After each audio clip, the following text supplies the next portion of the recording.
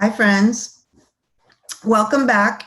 If you are just joining us, welcome. But if you've already been on the last call, welcome back. You're probably sick of seeing me if you have been here all day. That was an awesome panel that we just did.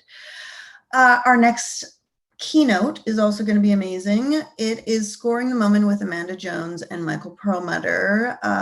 Before we get into it, though, once again, I always want to thank our amazing sponsors, Simba, Cadence, Arts and Crafts, Third Side Music, and High Priestess Publishing. We couldn't do it without them, and we love them very much. So I'm going to tell you a little bit about Michael Perlmutter. He's the president of the Guild. I've known him for, I don't know, almost 20 years. I think he's like the old dog music supervisor in the entire country. He's probably been music supervising longer than everyone else. He has this bio that I'm not going to read. Instead, I'm going to say, here's the things I know about Michael. He likes to wear brown corduroy jackets. And if you give him enough whiskey, he will sing Tom Petty songs really loudly in a bar for hours and hours. That's all I'm going to say. Sorry, Michael, but those are the truths. So without further ado, I will pass this over to Michael for him to have this amazing keynote with Amanda Jones. Take it away, Michael Perlmutter. Thank you, Natasha Dupre. That was one of the more interesting intros I've ever had, being called an old dog. I do appreciate the singing Tom Petty, though. But thank you for that. That was an excellent panel, really, really fantastic. So thank you for that. I think everyone's looking forward to seeing that and checking out all the drama. We have a very special guest with us today, and we're pretty excited. Is Amanda Jones there, Daniel? Can we somehow find her? There we are. How's it going? Hi. Hi, Amanda Jones. I will just call you by your first name, but it's just that's a great ring to it, right? Yeah, it's fun. How are you doing this week? It's been a busy week. I'm very excited for the weekend, and it's a holiday coming up for us, Thanksgiving. So, are you going to take an entire week to yourself? Yes. Good. Excellent. So, I don't want to tell everybody too much about you because we're going to do a bit of a fun dive into your career as chronologically as we possibly can. Amanda and I actually don't know each other. We met once last week for about 10 minutes. So I hope I'm not going to unearth anything that's going to be too embarrassing. I don't think I will. But we do want to hear some stories. We want to hear some bloopers in your career, interesting things. We're not sure who's in the audience, Amanda. We could have composers, we could have artists, we could have supervisors, producers, filmmakers. So we're just going to kind of throw it all out there and see what happens. Sounds good. Okay. I was going to have a fireplace background so we could have a fireside chat, but the darkness, the semi-darkness behind me here in Toronto will have to do. You were born in Columbia, Maryland. Yes. Is that correct? Yeah, that's correct. Yep. And you started playing piano at a pretty young age. Can you kind of just take us through a little bit of the first Yeah. 15 years of your musical playing? Because I think it's really, really important for folks to just hear a little bit of your world. Yeah, so I was born in Maryland, and the piano was always kind of like a centerpiece of our home, and some other family members as well. And so I started playing piano at a really young age, and I think around 10 it became like I picked up clarinet for a little bit, just being in elementary, middle school band. And then it wasn't until like 15, 16 where I started playing guitar, or 14, 15 when I started playing guitar, and that's my chosen instrument. It's definitely that like Harry Potter moment, finding the wand, finding the instrument for me, and it was like, it's guitar, and it's so amazing. I love it so much. So that's like my chosen instrument, and I studied music composition. Let me interrupt you for a second, because we're going to have this back and forth. So sorry if I interrupt you, but like, what was it about the guitar that was different than playing the piano? Because I think you started the piano at age 3 or 4 or something like that. Yeah, exactly. And I've been doing recitals and everything. I don't know. I was always really passionate about music, and so I don't know, something about the guitar. I was curious about drums. My parents were like, no, we're not buying a drum kit. No way. And then my friend let me borrow her guitar. I've always been intrigued by the guitar. I've always loved the sound. It was like something as early as like Motown sounds, like the Temptations or like Wilson Pickett, or just like early kind of like soul music or gospel soul, like the staple singers. That type of stuff was just playing in my home as a child. And Prince, and and so I just grew up hearing the guitar and loving the guitar, and my dad would take me to concerts, but it wasn't until a friend let me borrow her guitar when I started playing it, and it was immediately like something I was obsessed with. Amazing. Magic. It was magic to pick it up, it was total right? magic. And then so you grew up on Motown and gospel and any other It was kind of specific like a variety artists? of things. So my dad's a little bit older than my mom, so he was more like gospel Motown stuff, and then my mom was more into like Toni Braxton, like Whitney Houston type stuff. Okay, the pop. Exactly, pop stuff. And then there was just kind of my own musical discovery, kind of, let me see, probably like middle school, and I was listening to like Green Day. Right. And that's also the time where I discovered like Black Sabbath and the Beatles and like Cream and stuff like that. So it took a little bit of time to kind of like hit the classic rock stuff. And that type of stuff I was really just falling in love with, and just kind of realizing I was more into like guitar-driven sound and texture. Right. And so in like, in middle school and high school, sometimes my classmates would just bring their instruments in. It could be anything. It could be like a banjo. I grew up in Virginia. So we moved from Maryland to Virginia. And I was grew up in a very rural part of Virginia. We had like cows across the street from my high school at the time. Now there's like a development. But it was very, Leonard Skinner was on repeat. It was very like just Southern America. And did you play your guitar to the radio or to the records you bought or the CDs you bought or anything? Exactly. Before I started reading guitar music, which I started doing in college, I would just download and print off tons of tabs and tabs of all the different songs and just put them in a binder and and just like study them like crazy. I was obsessed with Jimi Hendrix at one point, and so I just kind of just learned all that stuff. His rendition of the Star Spangled Banner is amazing. It's amazing. So super cool. It's so much fun. And then you went to Vassar and Berkeley, and we could talk about every semester, but I think we're going to break it down. We're going to be a little bit more general. But did you want to go to Vassar for music specifically? So initially, when I submitted my application, it was to become a chemist. So I had a lot of my family's in healthcare. My older brother studied neuroscience. My dad, he works at like this research facility in Washington, D.C. And so my life was going to be, I was going to become a chemist, just kind of follow the track in our family. And then once I got there, I was like, I fell in love with the music department. I switched majors from chemistry to a major in music. And it was the best decision ever. I studied music composition. My guitar was classical guitar. My instrument was classical guitar. It was a more formal program. And so, yeah, that was kind of just, I switched gears once I got there, and it was amazing. And then you went to Berkeley. Yeah, so I did Berkeley 4 years later. Oh, So wow. after I graduated in 2010, I moved to Los Angeles, and then was very much focused on like performance music, and touring with my band. I have a band called the Anti-Job, and so we were just like touring, new album, touring, new album. And then around 2013, 2014, I was like, I want to incorporate something else into my musical practice. And so I was like, always really interested in music and film and television. So it's something I've always been drawn to, but didn't really recognize it was like a viable career. And so I decided to take classes at Berkeley online. Actually, I was touring and turning in assignments. Oh, excellent. Online, smart. So it was Very amazing. smart. And so Yeah.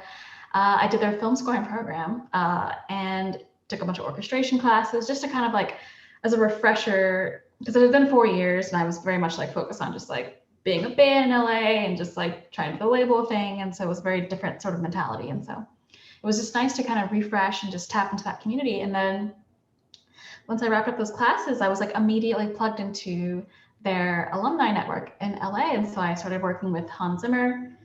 And Okay, hang on. We're Yeah. going to get there. Time out. We are going to get there, I promise. But I wanted to talk about the Anti-Job for a moment, which I think is the best name for a band ever, really, I think. You have a song for the Canadians in the house, or the Joni Mitchell fans in the house. There is a song from 2013 called Joni Mitchell in Love, which is really lovely. There's not a lot of lyrics in it, but it's a really kind of a cool song. So check that out. And then there's an experimental song that I really dug. I thought it was experimental. You can tell me otherwise. Called Jam Song. So, oh my gosh, yes. So, but I really liked it. And the reason I want to talk about Anti-Job before we go to Mr. Zimmer, which is probably an amazing story, is that it seemed that even at that time, you were, like you said, you were experimenting with guitar, you're experimenting with keyboards, you have a bandmate. And to me, it felt like, and maybe a lot of music that we all listen to, you can look back, you can think about it, oh, it's score like. But I really I listened to a lot of your music, and there was a lot of very emotional landscape kind of soundscape elements to the music that you were making. And to me, and maybe my ears only, who knows, it almost was an interesting trajectory for you to become what I think is most of your time now as a composer. So maybe just chat about that kind of that's definitely yes, exactly. That's definitely an observation. Quite a few people, noted along the way. I'm not that unique. That's okay. Oh no, but it's for me. It's kind of difficult to create like a 2, 3, 4 minute like pop song, like something that's like you're in and you're out and you feel great and you know all the lyrics the first time you listen to it. For me, I've always been kind of like into like a long form type of song, or just kind of experimenting, or the lyrics being a little bit more surreal and just grounded in day-to-day experiences, but they're kind of just esoteric and kind of weird. And so yeah, I think it was easy for me to transition to film scoring because I love just a long form, compositional like model, just songs that keep on going. I love Yes is another band that I really love. Excellent. And so their songs are just like 5, 10 minutes, and they're so good at connecting themes. Like I feel like you could, some of their albums that you could use them like for a film, just because they're so good at just having like a reprise, and just like building ideas, and you don't even know what's happening, and then all of a sudden you come back to the idea. It's like, oh, it's so good. But yeah, it's hard for me to kind of just stick to like a formula, like a really strict idea of just a song. And I'm still learning how to write a pop song. But my natural inclination is to just, keep writing and making like twists and turns. And I feel like it's just, the writing for film and television is like the perfect forum for that sort of writing. So, well, and it's interesting you say that, because as we go through a few of your projects, they are different. Like some of the score that you've created is quite different, which was, and it's an amazing thing for a composer to be able to write in different forms, in different languages for different projects. And so we'll get into that shortly. So now let's talk about the next part of your world. You're in Los Angeles. You've been touring, you went to online Berkeley. how did you end up with in the Hans Zimmer stratosphere world? Yeah, so Berklee's alumni network is very strong, and I think their like motto on their website is like where music works or something like that. And so they immediately kind of just get you working in the industry, very, very plugged in. Vassar is like kind of more like a Hollywood type, like their alumni network's more like filmmakers, like Meryl Streep went there, Jason Blum of Blumhouse went there, Lisa Kudrow. It's like, I feel like once you reach a certain level in your career, they'll be like, oh, there you are. But it takes time for the network to kind of just really kind of embrace and figure you out, you know, but Berklee was just like, okay, cool, you have zero experience here, we'll just throw you into the fire and here's like an opportunity. So I discovered the Hans Zimmer internship on their alumni kind of job board thing. And so I emailed it, and there was an alumni who was there, and I emailed them, filled out all the paperwork, had an interview, and I was accepted into the program. And it was 5 weeks. Yeah, it was 5 weeks with Hans Zimmer as like a music production assistant, 5 weeks. And then after, if you do well, and I did well, and it's like 5 weeks with Henry Jackman. And then my last day, I was hired at John Powell's studio in the Pacific Palisades, the Studio 5 Cat studio. So that was definitely like an interesting sort of like rat race because you're trying to like show that you're like witty and you know everything, and you could be a tech, you could be an orchestrator, you could do sampling, you could do, I mean, it's a given that you have to be like really good at just like picking up coffee, following instructions, but then you're trying to show like some other aptitude on top of that and some sort of skill set. And which is, you know, incredible opportunity that you created for yourself and that you looked out for it at the same time. And I think, you know, there's a bunch of composers hopefully watching that, you know, you have to sometimes many times have to create your own opportunity out there and use whatever networks you have or create those networks in, you know, in any job. But I think in our film TV world, it seems to be pretty tight knit, and you can kind of figure out how to get, you know, work within it in some way, which is what you did. So my big question for you with that internship, what's the biggest thing you learned working for another composer? Well, not another composer, Hans Zimmer and his cadre of composers, but yes, exactly. My eyes were open. I didn't realize Remote Control was this like, you know, this composer house of like, at the time it was like 70 plus like composers from all over the world, and everyone has like their flags at their doors, and I learned a lot. It's like they're just kind of how to build your team. What's really great about working in a lot of different studios is you kind of take in all that information and you kind of decide for yourself how you want to build a team or an empire or whatever it is you're trying to achieve. So I'm really happy that was like my first kind of stop in terms of discovering like just how a studio is structured. And so that was just interesting learning about that hierarchy and how it works. And I think that was probably the most beneficial thing. And then of course, like fostering the relationships with other additional composers that I met there along the way, and just different people, different teams, and just keeping in touch with them. And then of course, just like, you know, observing firsthand something like a cue being made. That's always amazing. I would sat in with Junkie XL when he was working on Mad Max. Oh, beautiful. So, yeah. And so that was amazing. And just sitting with his team, and there was like all different composers that you can sit in with. And it was just a lot to process and kind of just, you know, just take in. Yeah, so it was a really great starting point. It was just like this huge oyster of just information. It was just like, whoa. That's a big sponge you had to create for yourself. Amazing. Okay, I know we're moving pretty good here. We got a lot to cover. And then there seemed to be maybe you moved out from there. You went to John Powell, but then I think did you not go to Lionsgate at some point? I did, exactly. So I worked at John Powell Studio as like an on-call freelance music production assistant. And then Michael Levine is another composer, a television composer. And then so that was like 2014, 2015. And then in 2016, so I kept in touch with Henry Jackman's manager at the time. And I would always email her, just being like, hey, this is what I'm doing. Keep me posted if you hear of any other opportunities, X, Y, and Z.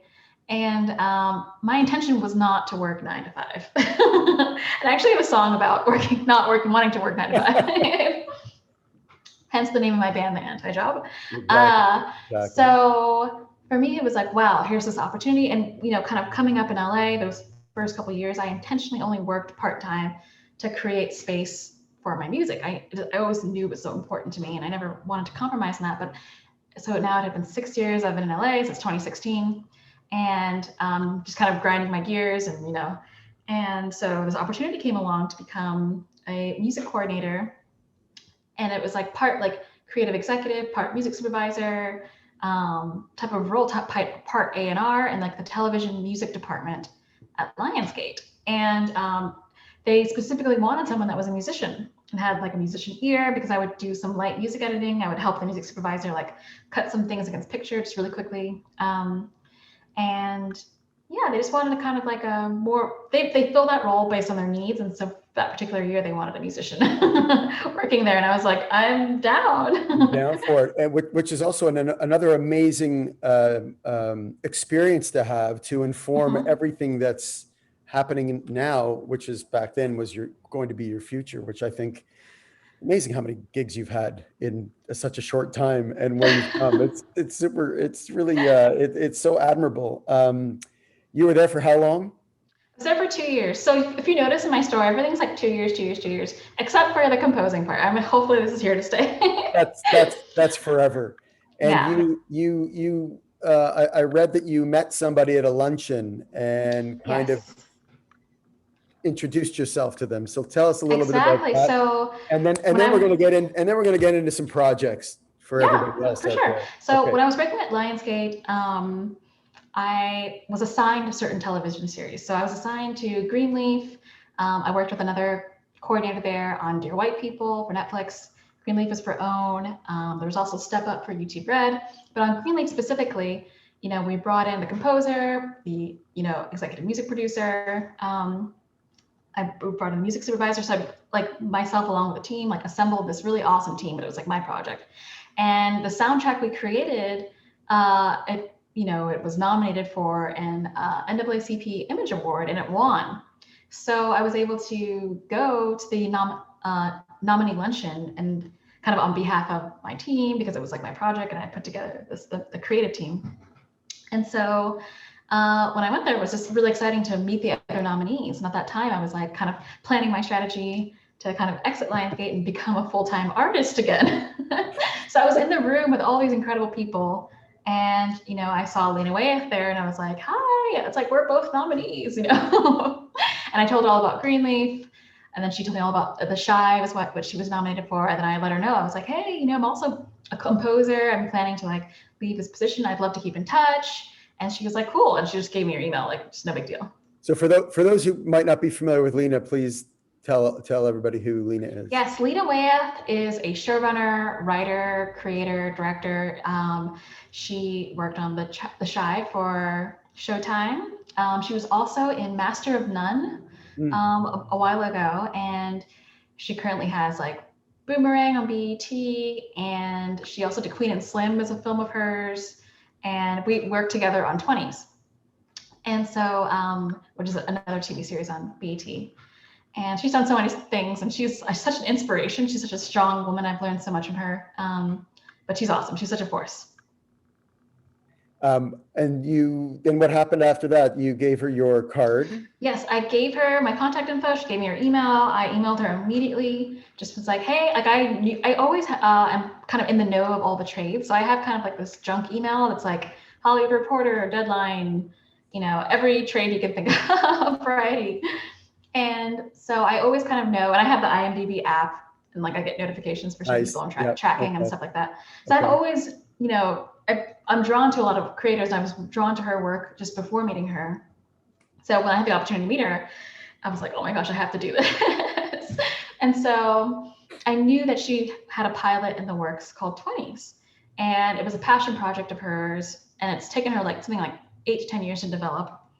But I love the premise. It's all about being young and being in LA and just trying to figure it out. And it's semi-biographical about her story as well. And so when I emailed her in a follow-up, I was like, hey, I was so lovely meeting you. I would love to, be considered for your pilot. And this was in February. And she was like, cool. And she looped me in with her manager. And it took 6 months to get a meeting with her manager.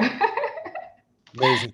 Lots of follow-up emails being like, hey, how about that coffee? And then a couple Instagram DMs being like, hey.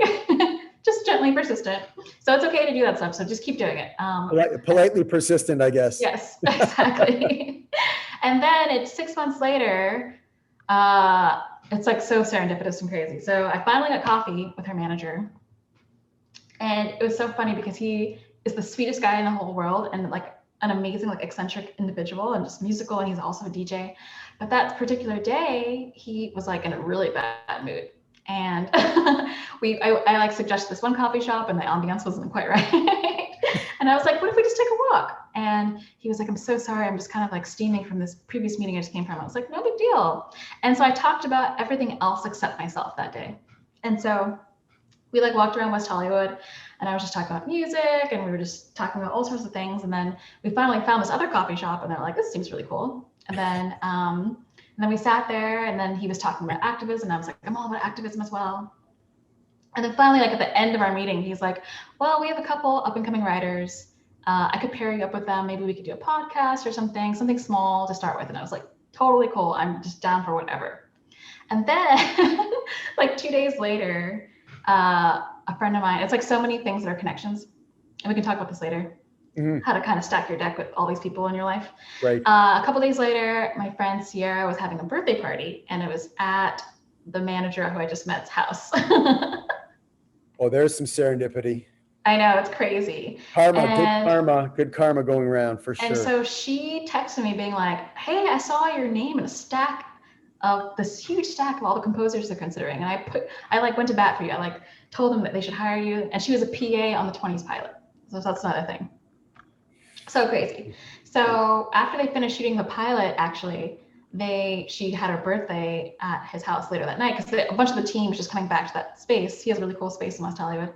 And it was like a joint birthday party. So it was her and some other girl. And so I was there, and I met the director of the pilot, and then I kind of talked to him about my experience, and it was just like a really fun event. And it was just like, hanging out with people in a very casual environment. And so talking about a little bit about music, what you do, but also just like having fun and just talking about everything under the sun. And then he was like, cool. And then the very next day I got a call from the line producer. It was like, we'd like to offer you a deal for the pilot for 20s. And I was like, what? And that was like my first moment. I was like, this is the Hollywood moment. Somebody finally said yes. Wow. And it's just what year is that? Remind us. This is 2018. So the year. What a year. So I met her in February. And then the CP Image Awards, I just got the amazing, courage to say hi and get her email. And then 6 months later, it was like, wow, I'm doing the pilot now. There's a lot to be said about really, really digging into your world and wanting something and being very, I don't want to say polite about it, but being persistent and yet having also the courage to be able to make these connections and talk to people. And it's a real important part, I think, in your business and any part of the film media world. Okay, so we're gonna jump. No pun intended, but we're going to move to jump. Okay, yes. And Daniel, give me a second. Not yet, sir, not yet. This is a short that was made in October, I believe, or filmed in October of 2018. Sorry, it was filmed before that. And it was also part of those early kind of like just working on a million short films. That's another thing. When I was at Lionsgate, I was getting no sleep. Yeah. You were composing. Because I was working all day. Amazing. And then I would just take a nap and then just work on other people's short films, including Sierra's. That puts the connection kind of back to like the pilot. It's crazy. George Lucas says that your focus determines your reality. So I read that earlier this week. So I wrote it down and thought I've got to throw this in because that's how I look at you and how you've excelled in the last 2 years, 5 years, 10 years, but the last two. So there's this short film that was made for World Mental Health Day by Kofi Siriboe and Amanda, and it was in honor of World Mental Health Day, which was, I guess it's every October. This was specifically 2018. We're going to show a clip in a moment, but let's just talk about briefly how you met Kofi and how it all came about.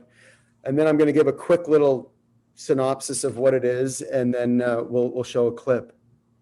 Yeah, so this kind of all goes back to growing your network. So when I was working on Greenleaf at Lionsgate, I would sit with the picture editors because I was there to make sure that the music sounds great. I'd always go to the spotting session. And then I would just like kind of just hang out with like the picture editors after the spot before going back to the studio, because it was just kind of fun just to kind of be at the editorial like bay in the space. Okay. And so that particular picture editor who was on Greenleaf also was working on a short film. And he was like, this is going to be a really, really cool short film. It stars Kofi Siriboe, and I think he already has someone in mind for the music, but I'll let him know about you. So it's all about just like planting that seed. Everyone you meet just being like, hey, I'm a composer. And then finally people are like, you're a composer, I want you. So it like takes forever. So it took a little bit of time. And but yeah, so I just saw the comment. Yeah, I know, Jedi mindset. I know. It's hard not to laugh. May the force be with you, Amanda. I know. But no, but it's all about that just intense like obsession and focus on like what are you trying to do? Like what are you trying to achieve? And so it took some time, and then I met his mom through another contact. It was like pretty crazy. It was really strange. So I met his mother through one of my mom's friends. It was like so many layers. It's so weird to think about, actually. It's so strange because it's like my mom's best friend's daughter came to visit me. So she's trying to figure out LA in 2018. And then she had breakfast with Kofi's mom. And then she was like, told her that I should have breakfast there too. And so I had breakfast the other day. It's like so weird. And then her son has a short film. My friend's like the picture editor on it. It's just like LA is so small. So small. It seems so big, but it can be so small. It's Agreed. so crazy. Yeah. When I think about all the different connections, it's like, whoa, this is so weird. And so then did you finally meet Kofi? Yes, I met Kofi, and I sent a bunch of my music as like a temp kind of music library, and he really loved it. And so then I finally met him, and then it was just like, oh, so I'm so glad you're doing the score. And I was like, cool, me too. I was like, great. Surprise. So then I started working on it and just really diligent about it, and just, gave it 1,000%. And a lot of those sounds and textures are something I've carried with me kind of in some of my projects now. Yeah. Well, we're going to, I just want to read a little something. Thank you for that. So Kofi Siriboe introduced films that challenge the stigma about mental health in the Black community, particularly with the goal of encouraging Black men to have honest dialogue about their wellness.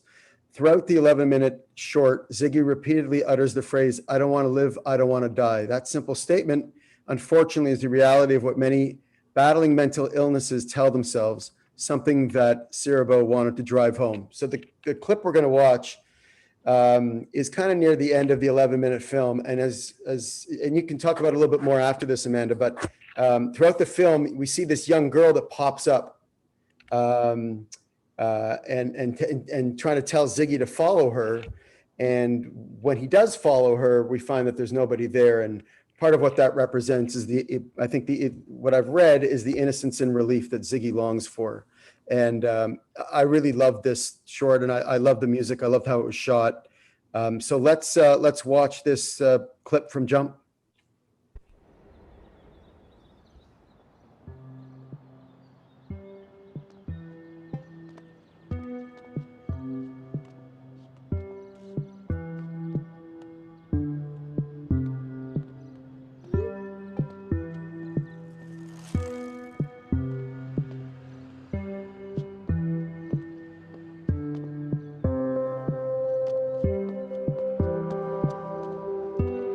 Come on.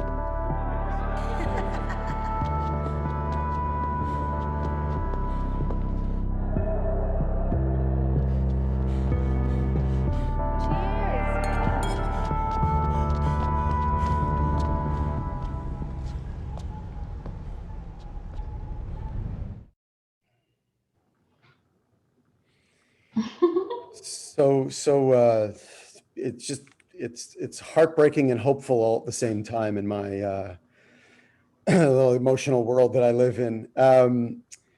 So how did you kind of create that sound for that? You know, did that mantra, what main character Ziggy says over and over, I don't want to live, I don't want to die. Did that have it informed some emotion? Was there something else that informed the instrumentation and the? Yeah, so Did you get inside his head? exactly. So you know, I definitely wanted to incorporate just like production elements like that you would hear in like a song, like a really kind of like dark, kind of like R&B track or something like that, like contemporary into this, and also kind of like J. Cole vibes into this.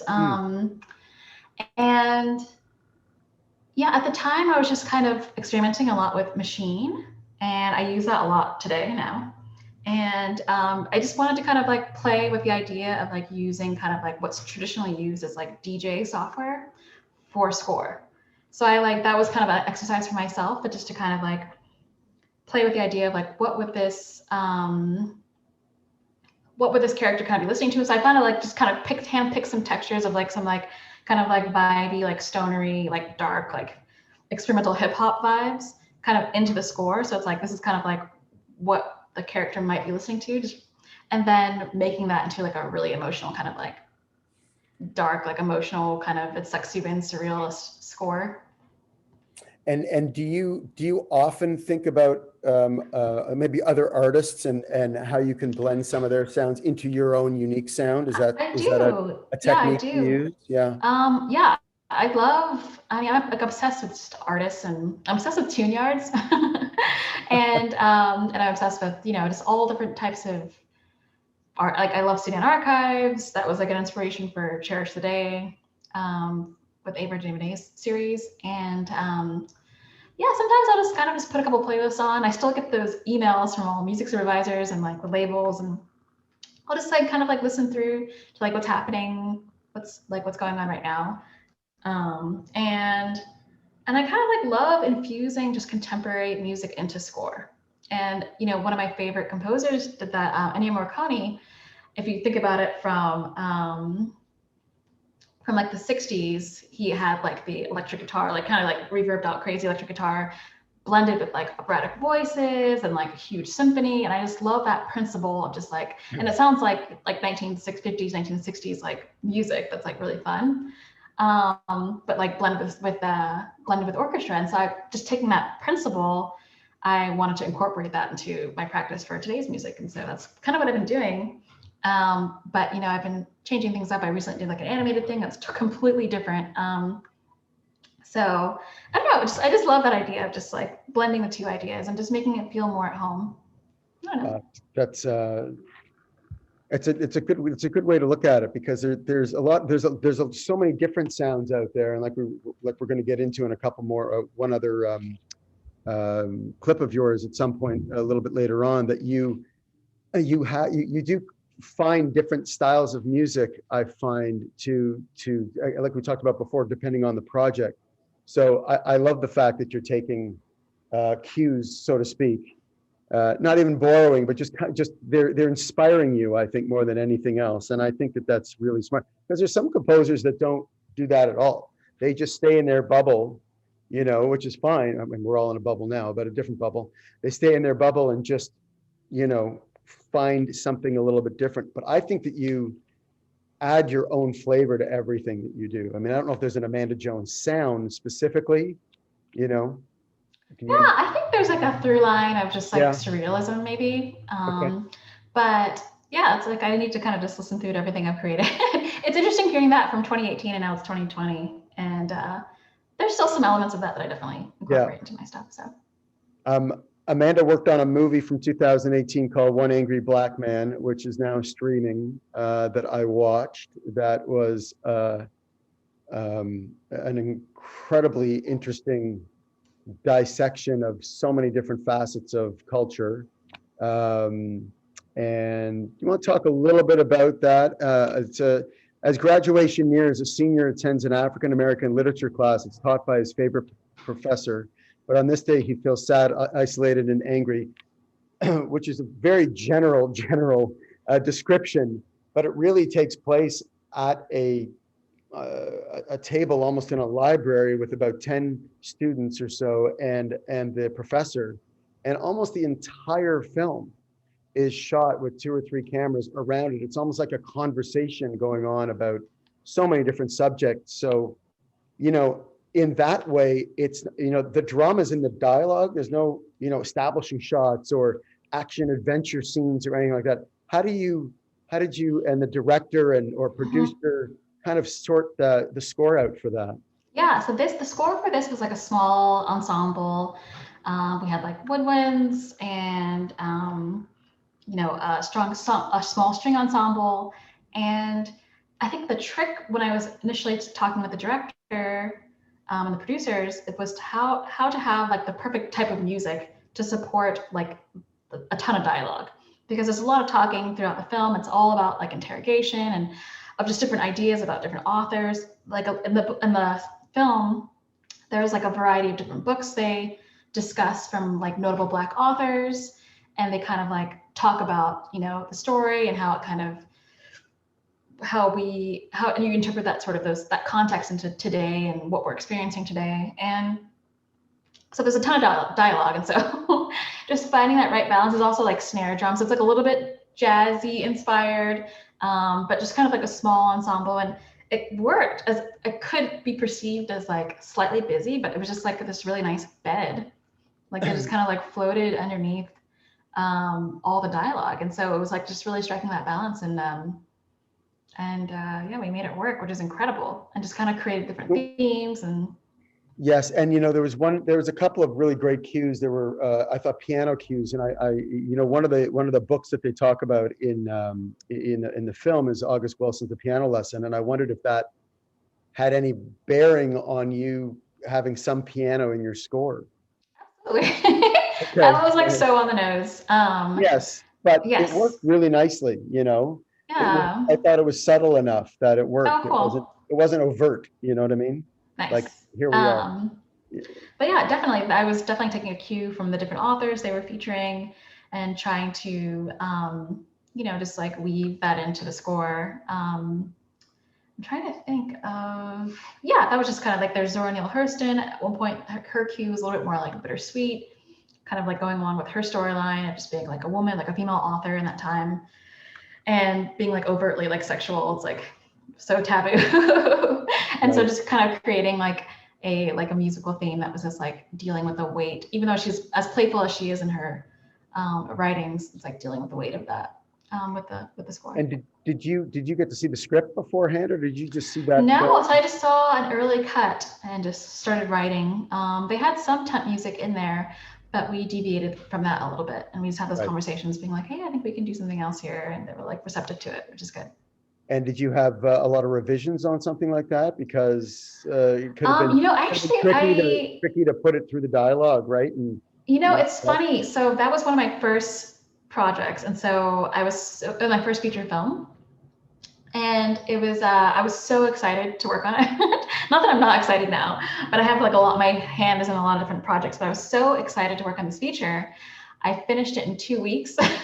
Oh, wow. And I was still working at Lionsgate, actually. So I put in my 2 weeks notice, and then I finished this film in 2 weeks, and I was like, oh my gosh, I don't have a job anymore. But I was okay, because that was like the intention to like kind of put myself back out there and just like sink or swim sort of scenario. But I was just so excited. And so there was a lot of the cues were like V1s, and I was that's amazing. I was just so like absorbed and obsessed and just really intense. Yeah. And that's like the only thing I was working on. Now I have like 5 or 6 or more things going at once. But in the beginning, yeah, it was just one thing. You took the leap, which was a big deal, right? Yeah. St. Louis Superman was a doc from 2019, which was a really fantastic doc. I want to get to Home in a minute and talk about a few other things. I want to talk about St. Louis Superman a little bit and what that was all about, and how maybe even that score was a little bit different than some other scores that you've done. Yes. So the directors and how you approach that score, maybe. Yes, exactly. So that film had a temp track there that the directors really enjoyed, but they just wanted to like elevate it. And that film had already been submitted to, I think, a couple of film festivals, and it was already accepted into Tribeca, but they wanted that premiere to have like an official score. They were like, I'm not sure if we should do this with like temp score.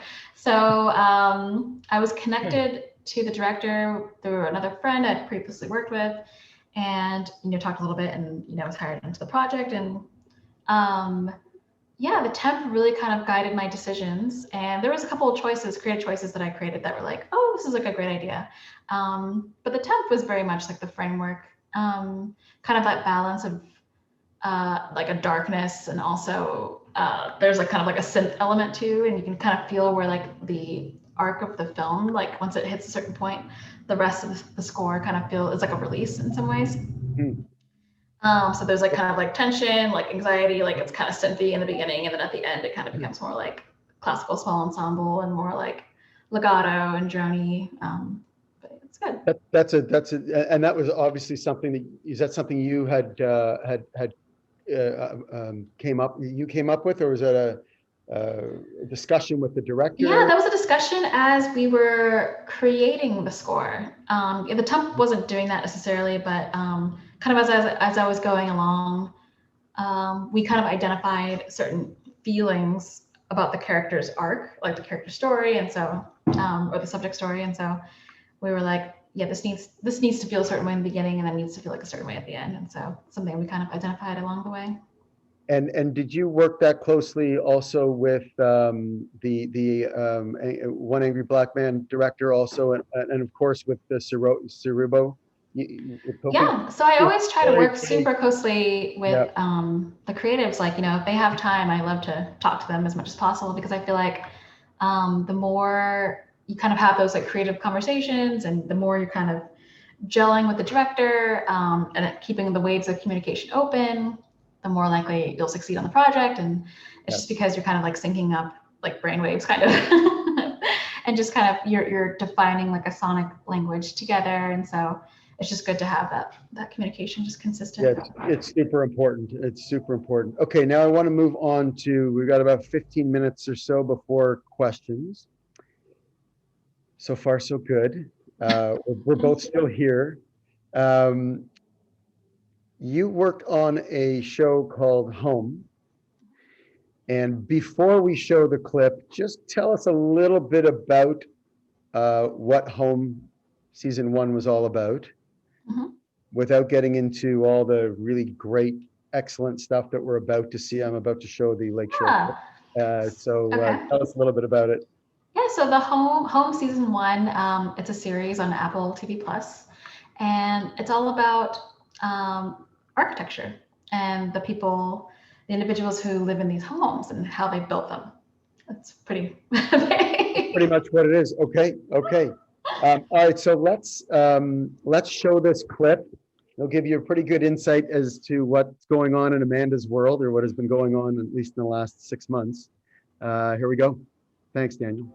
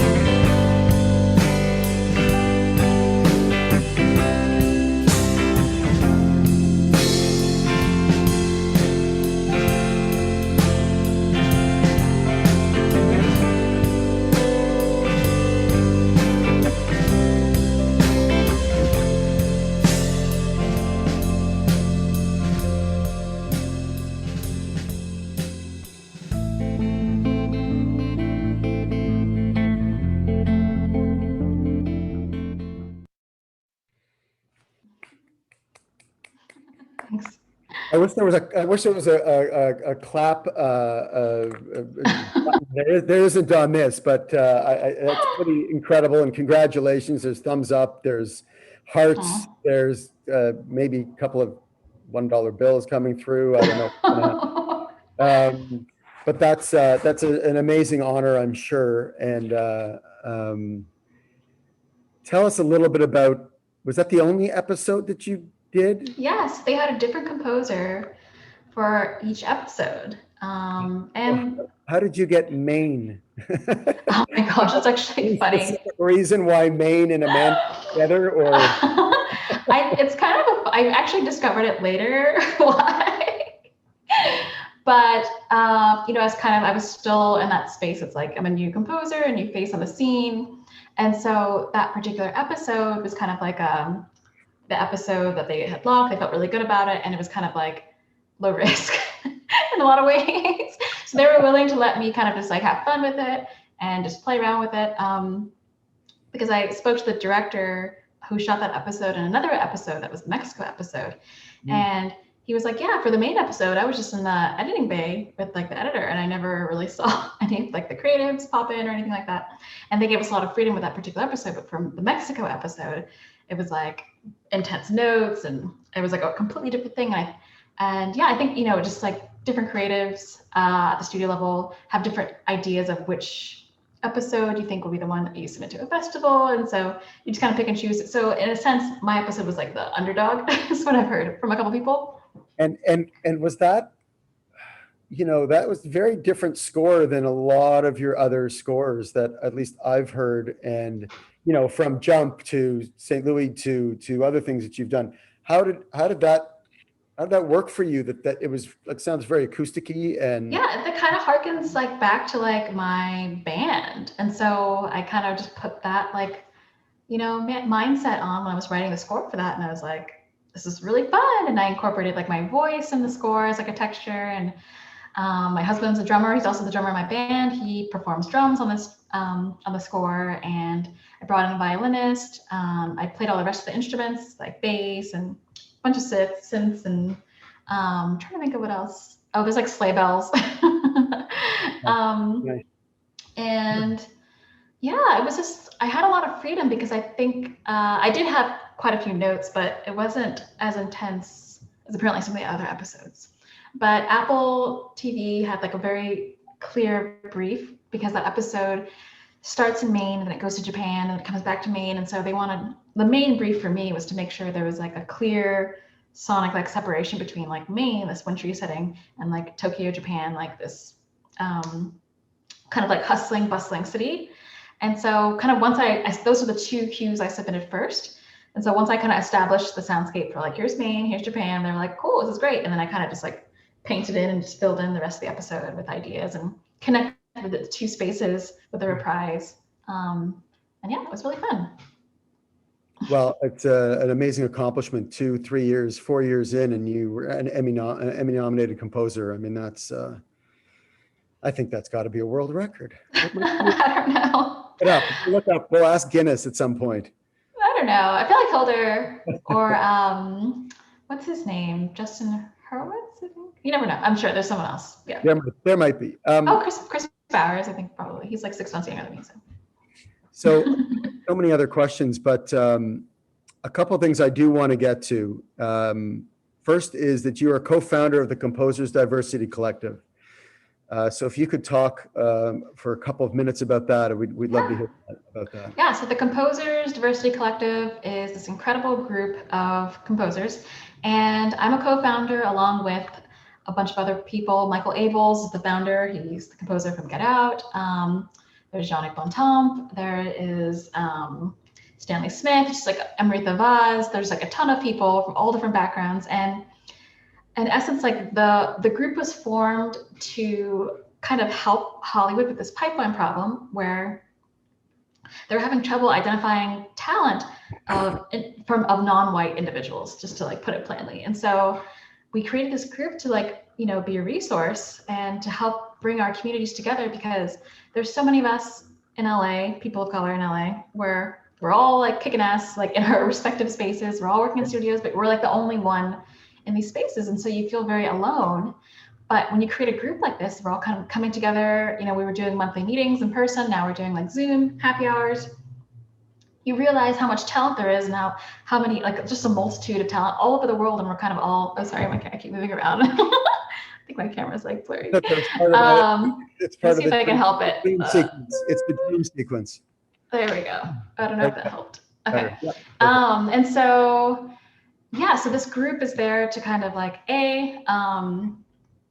like build a community. We know we're aware of each other's presence, which is really powerful. We draw on the group for staffing our own projects. Like I've hired a bunch of additional writers, assistants from this group. Like I can't wait to take a photo of my studio because that's like, I've never seen a studio so diverse, you know?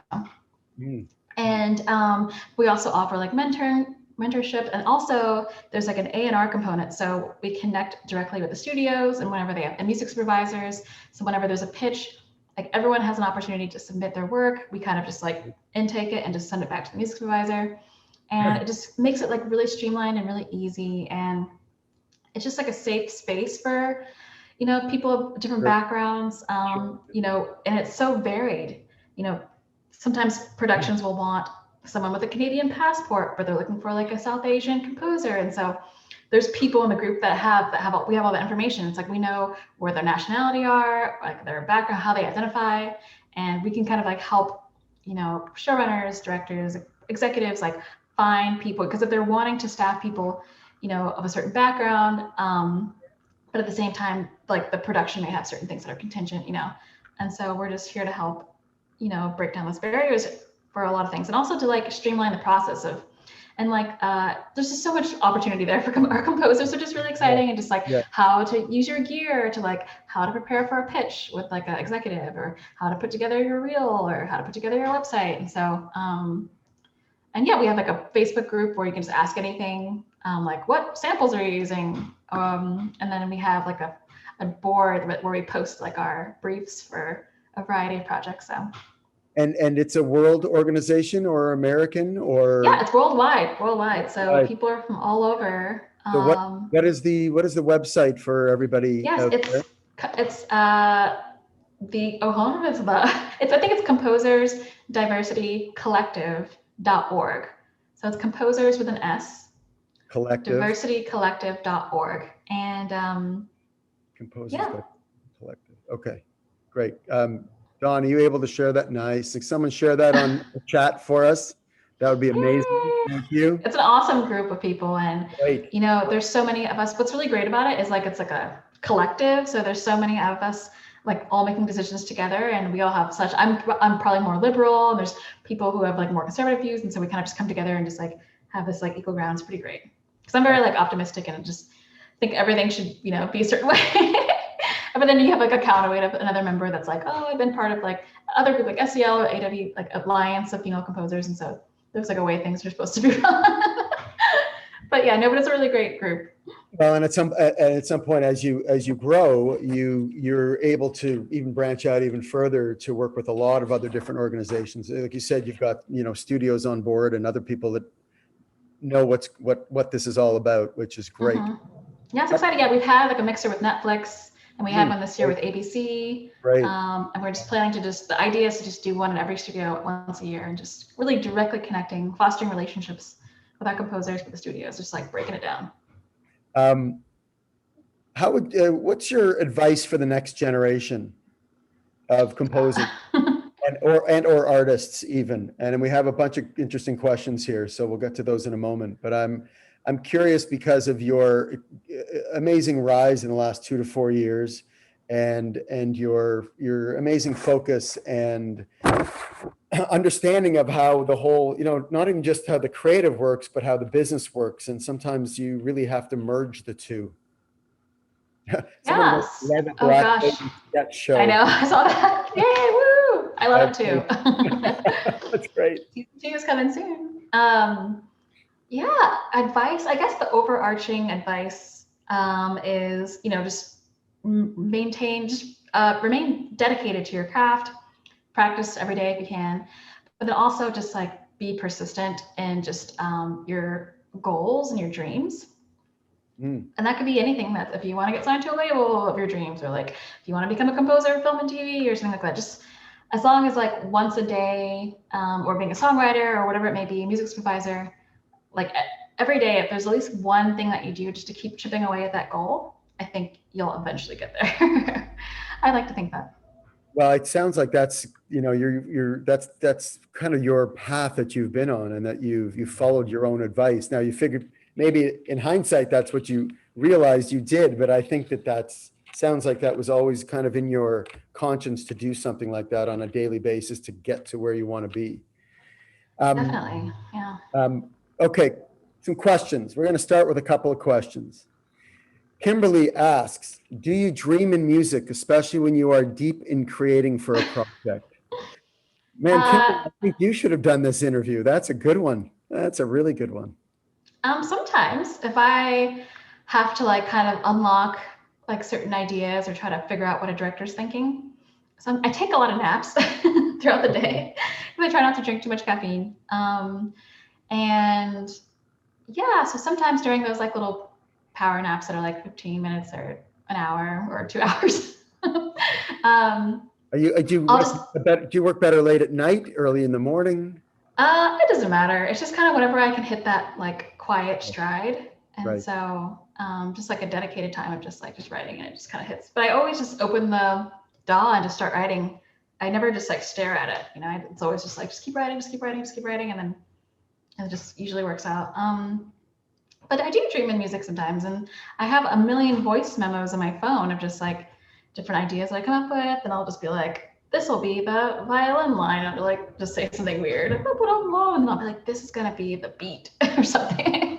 And I'll just like, yeah, I don't know. I'll just have all these weird like reminders for myself, and I'll like go back to sleep and I'll listen to it later. It's like sleep talking at 4 a.m, right? Yeah. Almost. Kind of. Bev asked, is machine a DAW? I think she's... Oh, no, it's not. So it's like a virtual instrument. So I'm using, my DAW digital audio workstation, there's like Logic, there's Pro Tools, there's Cubase, there's so many, Digital Performer. So that's kind of like your canvas. And then you import all of these VSTs, or you can record directly into your DAW, your digital audio workstation, And it's digital because it's like, I'm not using an actual board or anything. Right. So you have like a digital mixer, and you have everything's just digital, all the different tracks that you're recording on. And so, but Machine is a VST, virtual instrument through Native Instruments. And Native Instruments has like a slew of just different sounds and textures. And that's one of their products they have that's typically producers have used it with the actual hardware. It's this machine thing. It's like kind of like this bunch of pads, and you can program each pad. And so I don't know when people were going to nightclubs or whatever anymore, you may have seen, or like for live shows, you may have seen someone have like this pad that has all these different lights all over it, and that's Machine. But I just use like the virtual instrument. I only recently actually got the hardware because I've been triggering those samples with my keyboard. With your keyboard. Right. And but you're still playing a lot of instruments, so you still exactly. So in your composition, or at least when you're recording it, possibly, right? Exactly. So I'm recording like piano, or I'm doing guitars, my voice, bass, mandolin, banjo, ukulele, whatever, drums. Amazing. Drums are really tricky. I could do like a small setup at home, but sometimes I need to go to like a studio to like get that like 10 mic drum sound. That's like, yes, this is magic. All right. Amanda says, Kim June Johnson asks, Amanda, what would you say was the primary thing that took you from musician who makes up songs, in quotes, to composer, in quotes, who knows how to get her songs into the world? Oh, interesting. I guess, yeah, because the musician side of me, it's still the same person. I guess it's just developing that business prowess and learning how to like market yourself and to network. So, because we're all artists just kind of dreaming up stuff, and that's just who we are. So it took a lot of energy for me to be a little bit less shy. Okay. And, to get that courage to start like introducing myself to people. And I've been doing that since the beginning. Like I basically applied, like when I first moved to LA, I was very much focused on like the band. I would attend like KCRW events, which is like a radio station, like NPR, like affiliate radio station in LA, and I would just go up to the DJs and be like, hey, here's my band's music. And sometimes they give you a glare, and sometimes they'd be like, oh, that's so exciting. And that's how I met Henry Rollins, who's like a really big supporter of my band, which is so funny. And I applied that same, but that took a lot of energy and like excitement and terror. And so I just applied that same thing to like film scoring world. I was like, okay, well, I'm going to talk to this director, I'm going to talk to this showrunner, and so I kind of like learned how to do it with like just cold running up to people as like a band person to like now I'm like, I think I have a little more, like I'm glad I did that because I was so messy in the beginning. But you would do it like not a cold call, but you would just walk up to somebody you didn't know. Like you would do it absolutely cold. It was so painful and terrifying. So courageous, so courageous. Oh my God. Yeah, that's how I met, who's actually someone that's a really good friend of mine now. My friend Chella, and she at the time was Ava DuVernay's assistant, and then we became like really good friends. And for like 2 years straight, just like we would just go to like pool parties together. I don't know, just like random LA stuff. And then, then she was promoted from assistant to like creative executive, and then she had the opportunity to kind of like pitch my stuff for like Cherish the Day, and then it's like crazy. It just like takes time. Takes time, but it also like you said, takes persistence and day-to-day work, always day-to-day work. Exactly. So it's a given that you're always practicing being an artist and musician. It's like, for me, the business aspect of it was like the marketing aspect of it, getting your website really good, because you have that opportunity just once if someone's like, hey, yeah, some of your stuff, you don't want to just go home and all of a sudden start building a website, building a reel, like building a video. It's like, it's too much work. So you want to have all that stuff done. And then that way, when the opportunity knocks, you can just be like, here's all my stuff. Thanks meeting you, like really quickly. Yeah. That's really great advice. Anonymous attendee from some galaxy far, far away. Do you have any dream projects you'd love to work on, or any projects you are maybe manifesting for yourself right now? Yeah, I definitely want to do more features. I mean, I'm really excited. I love television, and I definitely want to continue, building in that world. But I have yet to really. I would love to do kind of like a Marvel or a DC film. I want to do like a fun, like if I have the opportunity to do like a Guardians of the Galaxy, kind of like a huge, fun, just like superhero IP that's like hilarious, like Deadpool, or it's just like something that doesn't take itself too seriously. I think that'd be really fun. Just this massive, just awesome, or an animated thing like a Trolls movie. Anything from DreamWorks, that'd be really fun. Well, we'll have to get your manager Steve on that, right, Steve? I know, I'm sure. Blaze asked what Amanda's band's name was. It is The Anti-Job, and we actually have a new EP coming soon. It's already done. Plug away for sure. Yes. Another question. Perhaps we've covered this. We did a little bit, but from Kim, how early on do you get involved in the process? Have you seen scripts on some of the projects? Are you in the editing suite more so?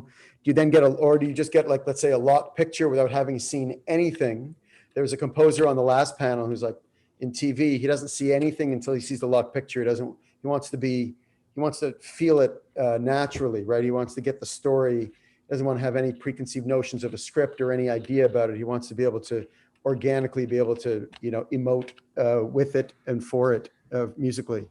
Yeah, so I've experienced it all. I've experienced getting the script and writing ideas from that script, and actually having those themes in the series. And I did that with Cherish the Day, which was Ava's series.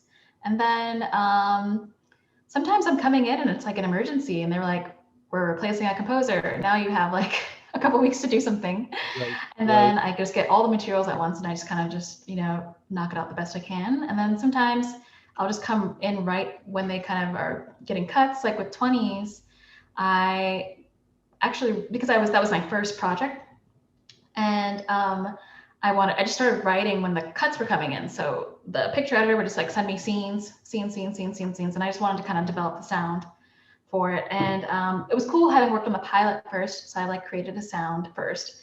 And then once the series was picked up, I was just like, okay, this is the framework. But I like getting in as early as possible just because life is unpredictable. That's like the best case scenario. And have you gone to set to be able to see what's going on to maybe? The only time I've been on set was if it's necessary for me to be on set. So if there's like a pre-record something I've created, I just want to make sure like the lip sync looks great. And or like if there's like fake musicians, like making sure that it looks like they're playing correctly.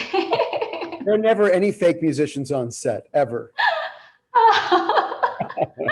Don't tell many people that, of course. I know. Everyone can play music that's sitting on a stage on The set. lip sync, and it's like being on set is very intimidating, and it's great when you have the opportunity, and you kind of really have to make sure it's like you do your part for quality control. Yeah. And I learned a lot about that when I was working on Greenleaf, which was like a very musical show, and making sure things are perfect, and the lip sync was great. And I would like to ask you one last question. We just got a couple minutes left, and we may have touched on this, but I've had this conversation with a few different people, and that is, do other art forms inform your music? Books, poetry, painting, landscape, architecture, maybe where you grew up, various personal experiences in your life? Are there things that you're just taking from your entire world, or that even you're seeking out so that you can be even more inspired in some way?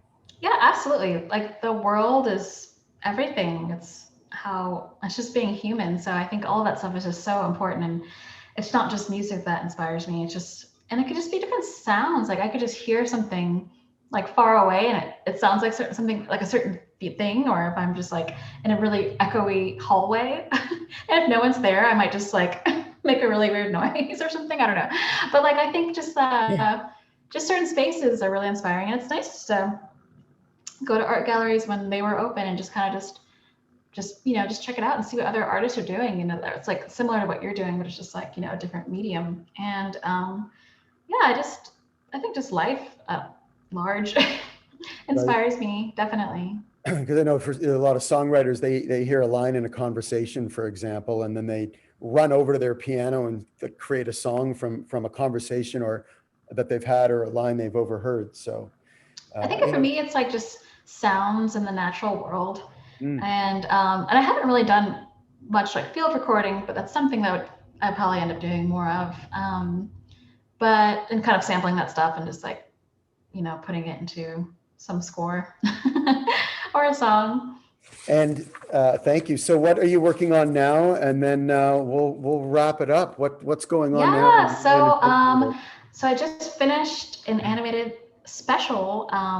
It's called Adventure Time, Distant Lands, Obsidian. And I just got like a approval to mention another thing I'm working on. We're also working on Good Trouble Season 3 on Freeform. So it's a long 19 episode, hour-long series. How many? Sorry, say that again. I know, it's like 19. 19? I know. I thought there was a typo in your voice or something. I know, it's really crazy. It's like OG television. Is this the Adventure Time as in the animated Adventure Time? Yes, exactly. Like Finn and oh my word. I'm so excited. Yeah, so now they're doing hour-long specials based on different characters. So my special is all about Marceline, the vampire witch. Okay. And for those who don't know Marceline, but it seems like there's a lot of lovers in the audience. There is. She's like, rather than riding around in a broom, she has like a bass guitar that she rides around on. She's awesome. Wicked. And so the score is like totally right up my alley. I just got this really awesome bass. We've got a lot of cool guitar sounds on there, drums, and the score is just like wild. It swings from like orchestral, huge, fantastical to like experimental rock and roll. Oh, it's perfect. So excited. Well, we'll have you back once you've done a couple episodes, 19 episodes.